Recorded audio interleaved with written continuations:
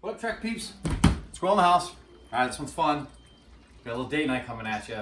So I always this is something cool because we're gonna mise en place the crap out of this. So this is something that you're gonna get set up the night before. So if you got a date, you're bringing her over, you gotta come home from work, you gotta get showered, you gotta get ready, you gotta do all your stuff. This is something you can have totally ready, prepped up, bang it out in a couple of minutes, and look like a freaking total rock star. I'm not even kidding. A little background on this. We're doing creme caramels for dessert. My version of a creme caramel. There's a couple different things about creme caramels. There's creme brulees, which are very similar to a creme caramel. Same kind of cooked custard, sugar cooked on top, blowtorch style. Creme caramel, not like brulee, is cooked sugar on the bottom, custard, slow baked, flipped out of container, cut, looking sweet. But basically the caramel's on the bottom, brulee caramel gets made on the top. Redo both. I just love the crunch of the brulee when you crack through the sugar, and I like the caramel on the bottom, so I redo both. So anyways, so this is that version. I've had this recipe seriously for 15 years now, and I've literally tweaked the living crap out of it. This is a cool recipe. It's fun, it's easy, it lasts like, I'll make up, this one's gonna make roughly 9 of the little containers, little ramekins there. We'll refrigerate those 4 or 5 days later, they're even better. What up, Peapod? Remember to say hi to Peapod? So super awesome. So dessert started. I got the caramel going right here. It's a slow cook thing, 2 to 1. You see the recipe, but it's 2 parts sugar, 1 part water. And you're just gonna slow cook that till you get some color. Color we're looking for is kind of like, we're gonna use vanilla extract for this custard we're making. So we're gonna add our milk here real quick. We get this all kind of started. Boom, and then we'll get chopping our veggies and stuff for the main entree. So we got our milk into there. We're looking, like I said, we're looking for our caramel to cook that sugar and water down to kind of that color, just kind of using it as a little viewing point there. We're gonna add our vanilla. Boom, okay. Recipe super awesome. Oops, sorry, getting loud, folks. The one concern that with this caramel is you always want a wooden spoon. You wanna make sure that the pot's super clean, there's no residue on it. It doesn't, it'll break and turn like weird, real easy. So I even have a spoon that I literally just used for this. I keep it, I wrap it in saran wrap, and I'm done with it so that there's nothing tainted on it. I'm weird like that, but it definitely, I've had it break and not know why, and it's just, I might have pulled the spoon out and set on like a saucer or something to keep it out of the way, and then something else hit it, water, something weird, dairy. Anyways, it's separated. With that being said, keep an eye on that.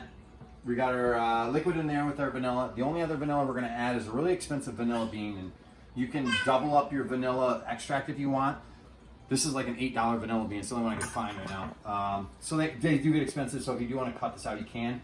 It's night and day difference though, so if you truly got the means, dude, drop the dollars on the vanilla bean. It's so awesome. But you're basically gonna take a knife and kind of give this a split right down the gut, right? Very gently, try not to stab through it. So you basically just want to fillet it open. And then I'm just going to use my knife as I fillet it open and scrape out the seeds. So I know I kind of went fast there. I've done this a few times, but yeah, you just kind of get your knife butt after you've cut it in half and force it open with the butt of the knife, and then just kind of push forward and scrape. Don't worry about getting too much like oh my God, I want to scrape all the seeds out of there. It's paid $8. You're going to drop the whole thing in there. You're just kind of cutting a step and giving a little jump start. So you're going to take that pod that was holding all your vanilla beans, boom, in the water too. All of it goes in, okay? Give that a little stir around. We're gonna bring that up. We don't want to boil this. We don't want it to hit a big boil. You can see our sugar's cooking. We're gonna keep giving that a stir. Bing, bam, zim, zam. We're swirling it out. Okay. So this milk we're gonna bring up to a slow boil, not to boil, slow simmer right before boil. We're gonna take it right before the boil and we're gonna whisk eggs. We got 3 egg yolky, 2 eggy, 3/4 sugar. And that's gonna get slapped in a bowl, and then we're gonna slowly whisk that hot milk into there. This is gonna get delicious caramel. That's gonna go on the bottom of those. That'll set like in seconds, it's crazy. We'll pour the custard in once we crack the oven open, and we'll put a water bath around that. With that water bath, custard in, sugar on the bottom, that bakes for an hour and a half roughly. Depends on how your ovens are. You want that as firm as your like is. If you like it a little bit looser, pull it out a little earlier. If you like it really stiff kind of custard, leave it in a little longer. I'm like right in the middle, man. I like a little wiggle, but not too much jiggle. You know what I mean? All right, freaks. All right, entree style here. Before I dive into entree, I always kind of do an homage thing, a cycling kit, whatever it might be. This one's going out to our racers. I'm wearing Matt's shirt right now, but we have a unique family at Trek, and I say family seriously because it's a family out there.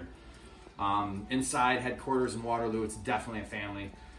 From the president, John Burke, down, we're all treated like family, and I think that's transcended not only employees but into our racers too. We just have this magic group of people, from Mads to Cohen Decor to Yolanda we just have an amazing group of these like individuals that are just down to earth and more than just them, pushing the envelope for women racing, and we're just doing a lot of great things, and it's transcending to our racers. We have attracted a great group of awesome people.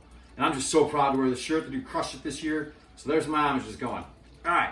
And this is something cool. If you're out crushing it like Mads, like I said, you can come home, have it all prepped up, ready to go. So we're going to get real fast here. Protein chicken, bam. Trimmed. You can buy the cutlets if you want, or you can trim it yourself. I'm going to use that for chicken salad for later, so I always get a little extra. So I always buy the breast. Give it a quick schwack. It's not going to take much. Those are so thin. We just want them like uber tender. So if you're craving like fried chicken, I would almost say this is like a recipe kind of fried chicken style. We're gonna egg batter this tomorrow. Give it a quick pan sear.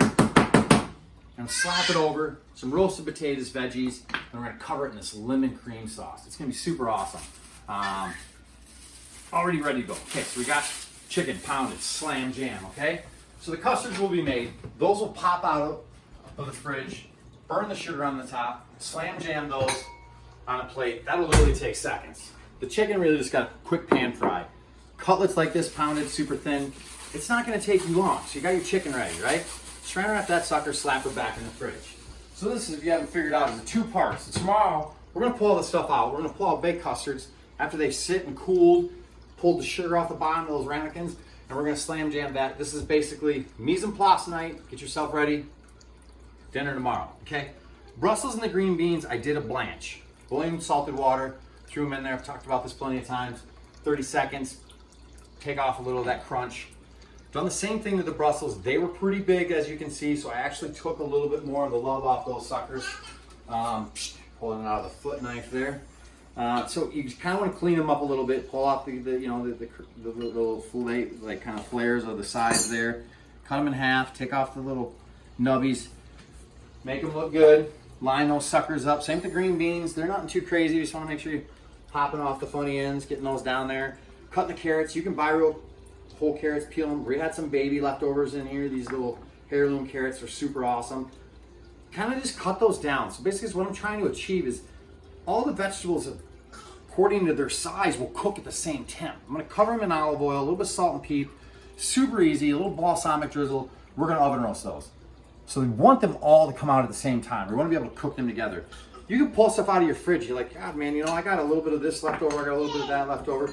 You want to throw some pepper in there? Great. Do you want a huge pepper like this? Probably not. It's going to take twice as long as everything else. Okay. So everything's according to what you got on the plate, to what you want to kind of prep up. So the veggies really don't matter. You can kind of use my demo here. Go with it. It's freaking awesome. The flavor profiles are going to come out sweet. Super sexy colors. Nothing looks better on a plate. But if you got some of this and some of that left over in the fridge, you like broccoli or cauliflower, none of that's truly going to matter. What's going to matter is the size and how long it's going to cook together. If it's just a weird proportion of stuff and you got squashes and weirdness, you can cook it separate. I like to oven roast it all together. Okay. Boom. Veggies ready. So take this plate, veggies, strand wrap that sucker. You got this sucker strand wrap. That's going back in the fridge. Boom. Stir my caramel. Okay, pause for a second on the veggies here. You can come check out this caramel. I think we're about there. Kind of get that right over there. You can kind of see we got like a little bit of a brown color. You don't want to scorch it. I'm going to take it just a skosh longer. It's always so weird. It's going to chill out and the color is going to lighten. The air bubbles kind of make it look darker. It's weird. So I'm going to take that just a little bit longer. Not much longer though. I don't want anything weird to happen at this point. Like I said, we have to separate and we're pretty money. Okay.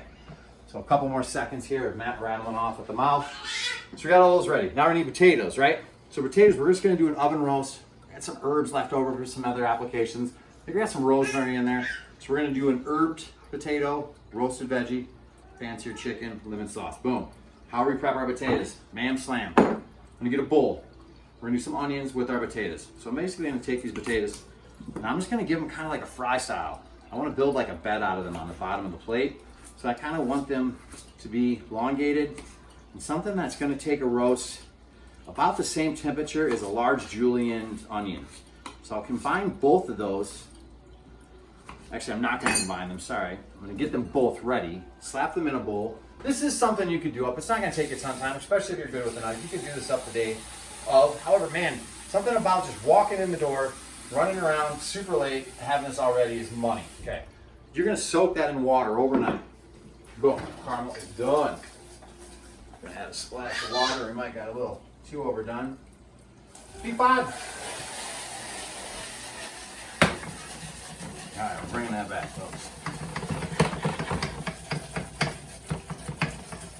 At this point, I am gonna shut it off. We're gonna pour this in the bottom of those pans. All right, we're gonna let that cool down just enough so it's ready to pour. Come back on over here. We're gonna jam on some sputters.